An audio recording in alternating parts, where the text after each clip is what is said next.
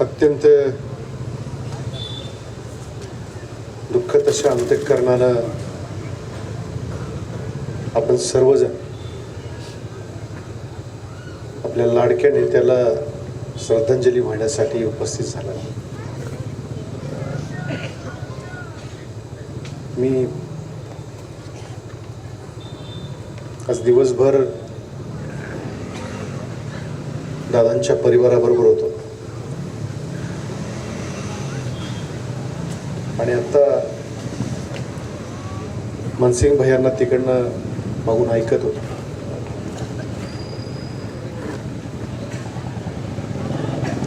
या महाराष्ट्राला एक सोनेरी स्वप्न पडलं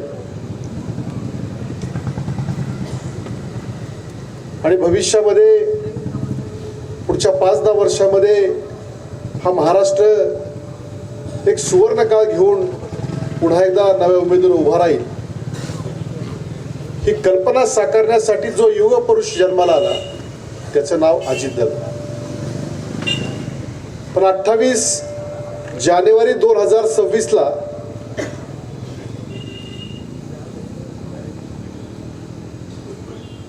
या महाराष्ट्रामध्ये काळ रात्र निर्माण झाली आणि आपल्या सगळ्यांचं दुर्दैव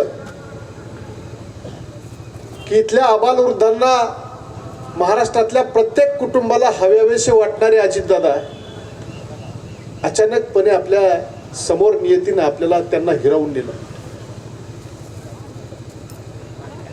हे इतकं दुर्दैव होतं याच्यावरती कुणाचा विश्वास बसू शकत नव्हता. एक 20 दिवसापूर्वी जिल्हाध्यक्ष झालो आणि या 20 दिवसामध्ये जवळपास प्रत्येक दिवसाला 6 ते 7 वेळा अजितदादांचं माझं बोलणं व्हायचं. पण या 20 वर्षामध्ये आपण सगळ्यांनी पाहिलं या महाराष्ट्रामध्ये कार्यकर्त्यांचं तर जाळं निर्माण केलंच, पण प्रत्येकाचं काम करताना इथला सर्वसामान्य माणूस हा केंद्रबिंदू मानून अजितदादांनी काम केलं. पण 28 जानेवारीला सकाळी 8:45 माझा आणि मानसिंग भैयांचा फोन चालला होता. जिल्हा परिषदच्या निवडणुका होत्या आणि त्याच्या प्रचाराची तोफ अजितदादांच्या माध्यमातून धडाडणार होती. इथल्या प्रत्येक माणसाला आश्वस्त करणारा हा चेहरा तुमच्या माझ्या समोर येऊन बोलणार होता आणि त्याच्यासाठी म्हणून जे नियोजन चाललं होतं ते बरोबर 8:45 मानसिंग भैयांचा माझा फोन चालला होता. एकीकडे चोबे साहेबांचा माझा फोन चालला होता आणि तिकडं मात्र नियतीच्या मनामध्ये काहीतरी वेगळं होतं. बारामतीला जाऊन मला 2:30 वेळ दिली होती. इथल्या काही प्रमुखांना घेऊन मला त्या ठिकाणी भेटायचं होतं. पण 8:45 नियतीला मात्र वेगळंच मान्य होतं. एका अपघातामध्ये दादांचा दुर्दैवी मृत्यू झाला. 66 वर्षांचं आयुष्य आपल्या सगळ्यांना माहिती आहे. इथं आबासाहेब पाचुनकर बसलेत. 1991 साली ज्यावेळेस लोकसभेचे खासदार म्हणून अजितदादा या परिसरामध्ये निर्माण झाले, नौखे उमेदवार म्हणून तुमच्या माझ्या समोर आले. आपल्या सगळ्यांनी या शिरूर लोकसभेच्या आणि बारामती लोकसभेच्या त्यावेळेचा जो मतदारसंघ होता, बारामती लोकसभा मतदारसंघ, इथल्या प्रत्येक माणसानं त्यांना ताकदीनं उभं केलं आणि कधीच विसरले नाहीत अजितदादा. या परिसरातला प्रत्येक प्रश्न हा माझा प्रश्न आहे असं म्हणून ते काम करत राहिले. शिवशाहू फुले आंबेडकर हे 35 वर्षामध्ये ही विचारधारा मनात ठेवून काम करणार. पण हे बोलणं सोपं असतं, हे करताना मात्र फार कर्तव्यदक्ष व्हावं लागतं. मग एक नवाब मलिक वाचवण्यासाठी मुंबईला महायुतीची सत्ता येत असताना तिथं सुद्धा स्वतःच्या विचारावरती ठाम राहणारा नेता म्हणजे अजितदादा. माळी समाजातल्या अमोल कोल्हेंना मोठं करताना हा कधी विचार केला नाही की उद्या मला त्याची काय किंमत मोजावी लागेल. दत्तामामांसारखा धनगर समाजातला नेता उभा करताना तिथं त्यांनी विचार केला नाही की एका सामान्य कुटुंबातल्या धनगर समाजातल्या नेत्याला ताकद देताना तिथली जनता काय म्हणेल. मी विचार केला पाहिजे की इथल्या सर्व धर्म सर्व जातींना तेवढीच ताकद दिली पाहिजे आणि हे काम करणारा एकमेव नेता म्हणजे अजितदादा होता। आम्ही काय पाहिलं या महाराष्ट्राने एवढंच पाहिलं की 35 वर्षामध्ये हे वादळ तळागाळामध्ये जाऊन काम करत होतं। सकाळी उठल्यानंतर रात्री झोपेपर्यंत फक्त आणि फक्त जनतेचा विचार एवढंच त्यांच्या मनात होतं। अगदी ज्या दिवशी ही दुर्घटना घडली त्या दिवशी सुद्धा आपण सगळ्यांनी पाहिलं की विमानाची दुर्घटना झाल्यानंतर तिथं जे कागद उडत होते ते कागद सुद्धा सर्वसामान्य माणसाच्या प्रश्न सोडवण्याचे कागद होते। अरे एवढी कुठं समाजाविषयी आपुलकीची भावना कुणाला असते का? आज कोट्यावधी महिला भगिनी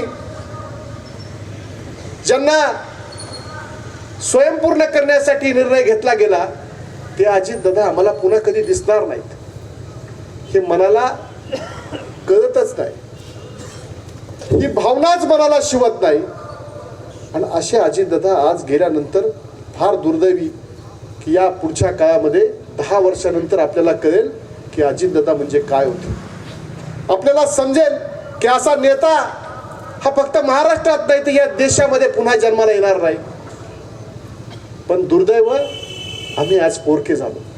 हा महाराष्ट्र पोरका झाला, आमच्यासारखे असंख्य कार्यकर्ते पोरके झाले। या जिल्हा परिषद निवडणुकांचे पडघम वाजले होते।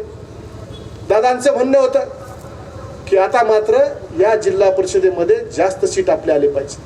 त्याला काही कारण होतं की मला माझ्या संकल्पनेतला या पुणे जिल्ह्यामधला विकास करायचा आणि मग छोट्या छोट्या गावांमध्ये जाऊन मला काम करताना इथं जिल्हा परिषदचे जे उमेदवार आहेत त्यांना मला ताकदीनं सांगता आलं पाहिजे।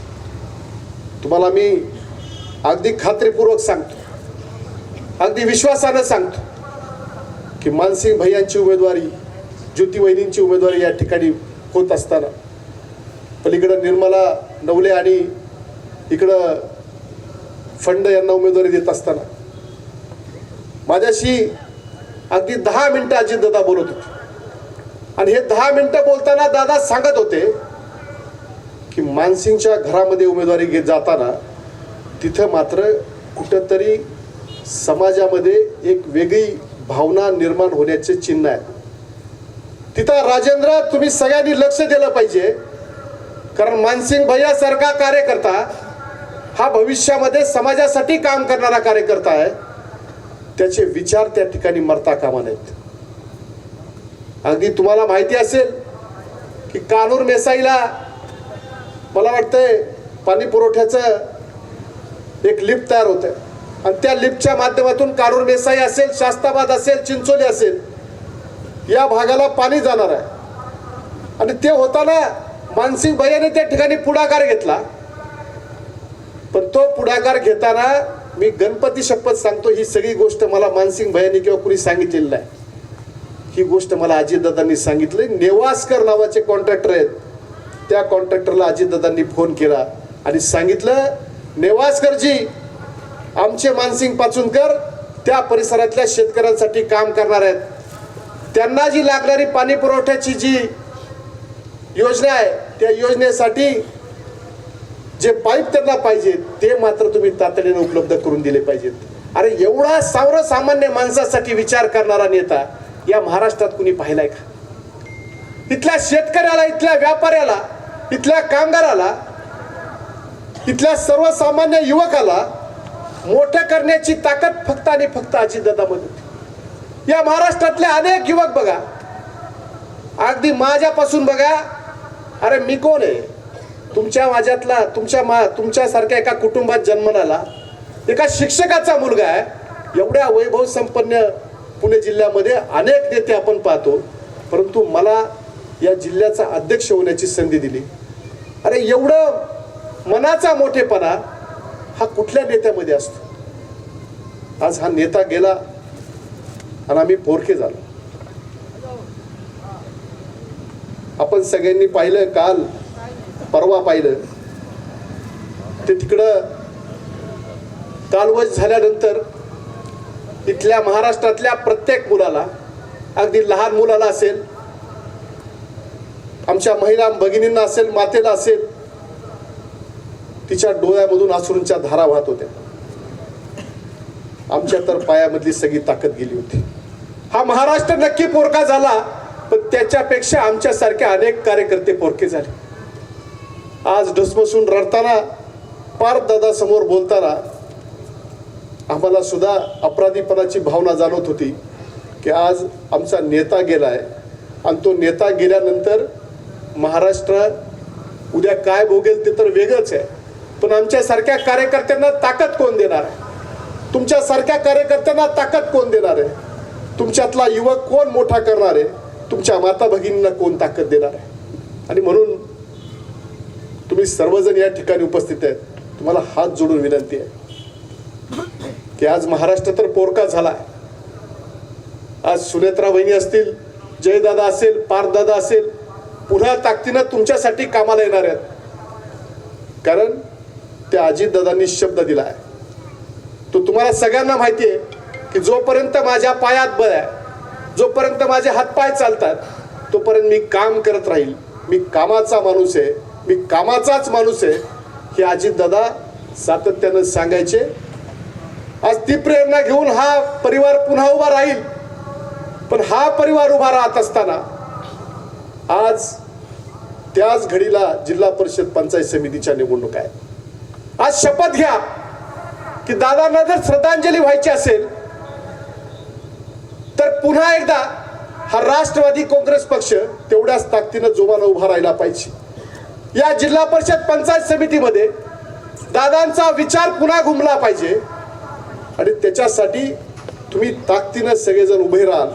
इथला सर्वसामान्य माणूस हा मोठा करण्यासाठी, त्याचं काम करण्यासाठी त्यांनी दिलेले सगळे जिल्हा परिषद पंचायत समितीचे उमेदवार पुन्हा ताकदीनं आपण निवडून द्या.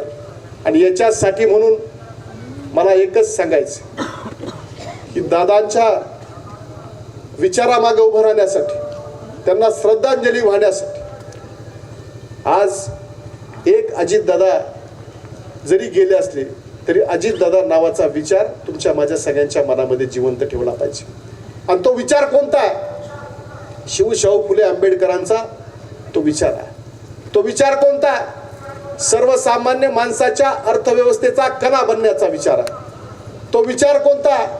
18 पगड जातीच्या 12 बलुतेदारांच्या आणि 13 अलुतेदारांच्या आयुष्याची चूल पेटवण्यासाठी त्याला ताकद देण्याचा आहे. आणि या विचाराशी तुम्ही समरस राहाल एवढीच या निमित्तानं खात्री बाळगतो. आज या ठिकाणी कॅनव्हासवर पाहतोय की काळ्या बॅकग्राऊंड मध्ये अजितदादांचा चेहरा दिसतो. तो जर काल सभांच्या माध्यमातून पाहिला असता तर गुलाबी बॅकग्राऊंडवर आपल्याला दिसला असता. आज अजितदादा आपल्यात नाहीत याच्यावर तुमचा माझा कुणाचाच विश्वास बसत नाही. पण नियती ने हे सत्य आपल्या सगळ्यांच्या पटलावरती कोरलेलं आहे. पुन्हा अजितदादा आपल्याला दिसणार नाही, परंतु अजितदादांचे विचार घेऊन आपण सगळेजण काम करू. हीच खऱ्या अर्थानं दादांना श्रद्धांजली ठरेल. आपल्या सगळ्यांच्या वतीनं, पुणे जिल्हा राष्ट्रवादी काँग्रेस पक्षाच्या सर्व सहकाऱ्यांच्या वतीनं मी या आमच्या देवाला भावपूर्ण श्रद्धांजली वाहतो. धन्यवाद.